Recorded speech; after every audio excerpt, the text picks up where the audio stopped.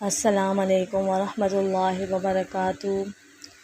آج میں ان بہنوں کے لیے وظیفہ لے کر آئی ہوں جو پریشان ہیں اپنے قریبی لوگوں سے، جو تلخ لہجے میں بات کرتے ہیں اور ہمیشہ لڑنے والے انداز ہوتا ہے۔ اس سے انسان کا دل بہت برا گزرتا ہے، ہر وقت اس انسان کا لہجہ برا ہوتا ہے۔ یا شوہر کے لیے آپ یہ کر سکتے ہیں یہ وظیفہ،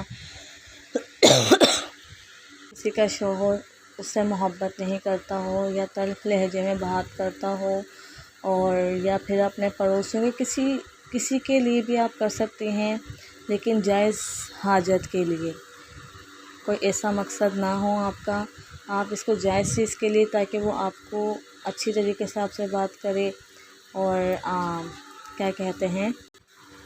اچھی طریقے سے بات کرے، گھر میں لڑائی جھگڑے وغیرہ نہیں ہوں، محبت سے زندگی بسر کریں۔ یا ساس بہو کے لیے یہ وظیفہ ہے، ہر رشتے کے لیے ہی یہ وظیفہ ہے۔ وظیفہ ہمیں کس طریقے سے شروع کرنا ہے؟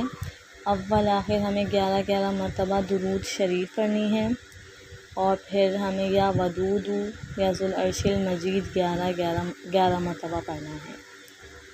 11 مرتبہ ہمیں یا ودود یا ذو العرش المجید، یہ اسکرین پہ لکھا ہوا آپ کو نظر آ رہا ہوگا، آپ یہ پڑھ کر، اگر آپ کے پاس تصویر ہے تو تصویر پر دم کر دیں، اگر تصویر نہیں ہے تو سامنے انسان بذات خود ہے تو اس پر چپکے سے آپ دم کر سکتے ہیں، یا آپ کسی میٹھی چیز پر اس کو کھلا دیں۔